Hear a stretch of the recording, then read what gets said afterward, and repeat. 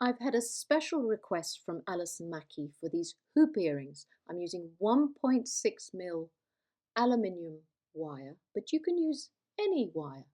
And you need a mandrel, a cylindrical mandrel to wrap around for the size of hoop that you want to make.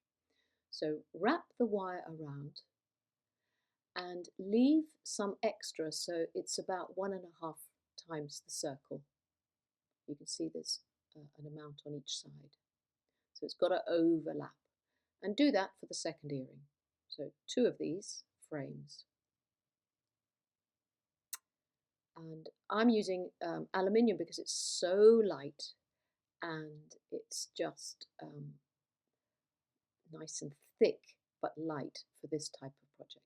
Now I'm just checking that I've got the same amount of wire for each earring.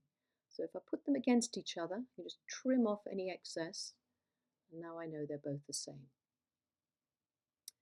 So the next thing you're going to do is you're going to make a top link, a suspension link, where you're going to hang your earring off an ear wire. I'm going to use my bail making pliers. You can use your round nose pliers, it really doesn't matter. So there's my link, and that's one earring, and now the second one. And it's always better to work in tandem on earrings. That way you're more likely to get them the same. So I'm putting my round nose pliers inside the circular loop so that I don't distort it. And you can see I've made my first circle. This is going to be the spiral on the inside. So try and pick it up. You can open it up a little bit. You just don't want to distort the circle. So try and keep it on the same part of your pliers. If you have step pliers, these are perfect to use for this. And so if you find one slightly bigger than the other, you can always sort of just reorganize that at this stage.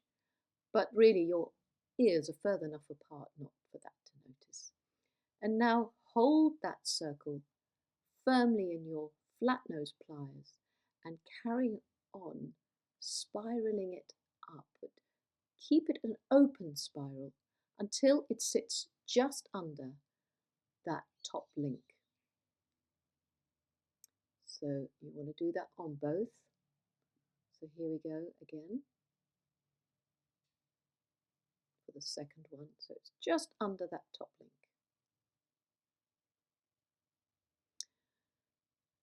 And again, you can just check that they are, as similar as possible.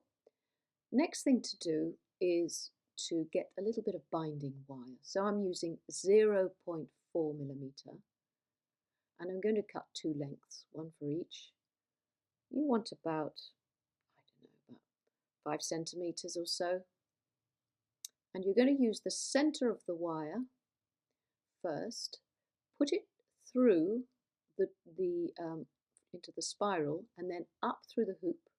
And you're going to bind the top and the bottom of that frame together. So you're binding in between the top of the spiral and the base of your top link. And because you've got 2 sides of that length, you can carry on binding on one side around the frame, just at the top, and then go to the other side and finish off.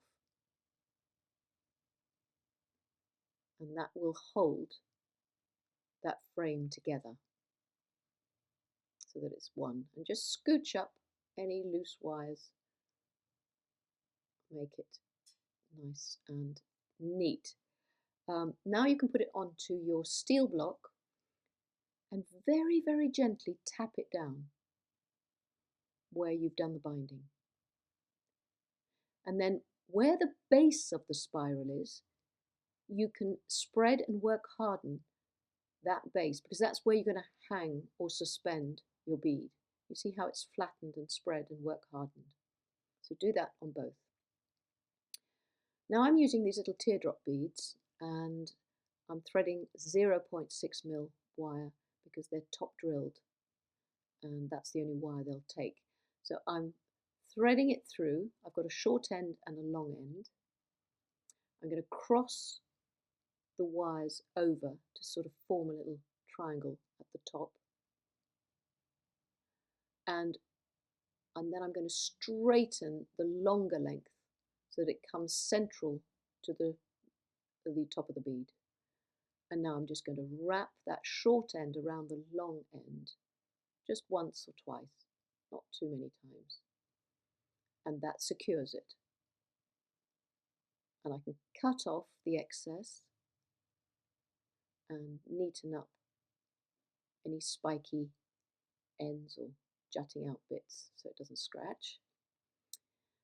And I'm going to do a little bit of binding with my 0.4mm, the 26 gauge, just to sort of give it a little bit of a bead cap. So leave a bit of excess that you can hold on to. And I've still got it on the spool. And I'm going to try and wrap as closely as I can and not over itself until it wraps down to the top of the bead and covers the drill hole where the wire is coming out. It just neatens up that top of that bead. There, I've just covered it. So now I can cut it off the spool, leaving a bit of a tail.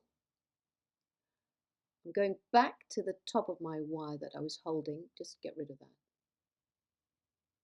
And then this tail end, I'm going to bring it across diagonally to the top of the binding and secure it once around and then cut off the excess again. Again, always neaten your ends because when you're wearing earrings, you know, it can catch on your hair, it can catch on a scarf, anything like that. So, right, so now we've just got to make a top link and I'm going to do a wrapped loop. So bend the wire a little bit to a right angle at the top to centralize it and then create the top link around your round nose pliers, and with that projecting wire just bring it around underneath that top link and carry on binding it once or twice to secure it. And now I'm going to cut off the excess. There's always a bit of wastage, but you've always got to have a little bit more than you need to do the binding, otherwise there's just not enough to hold on to. And then just, you know, straighten it out and get it looking a bit better. Spend a bit of time on it, adjusting it and until you're happy. And now it's ready for linking into the center of your hoop earring. Now I could put a jump ring and hang it off, or just open up that link of your spiral, hook it in, thread it on, let it drop around and then close the link so that it can't come off. And you can hang anything within these hoops. You can hang lots of things, you know, like a tassel or a charm, another spiral. So that's it. You just put your ear wires on and you're done. And if you find, because these are hanging now, if you wear them straight, but you could twist the top link just to a right angle and then they would hang sideways on your head. So that is up to you. If you find your hoops are too big to be suspended off your ears frontwards, twist the top link sideways with your pliers. But I'll leave that up to you. And that's all you have to do. Now you can also create the same sort of thing. So these ones, I've left that spiral slightly open. See, there's a tiny gap there. And you could make a selection of different things to dangle off. So whatever outfit you're wearing, you could vary the dangle within the hoop. So that's just an idea. Obviously, you've got to be careful you don't lose them. You could also make little clusters of beads or semi-precious stones and pearls that can sit within the center.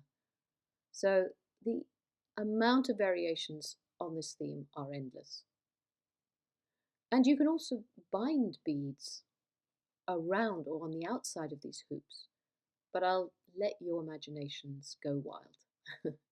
So I hope you've enjoyed this project and you'll have fun making your own. Many thanks for watching, and do subscribe to my channel. Many, many thanks.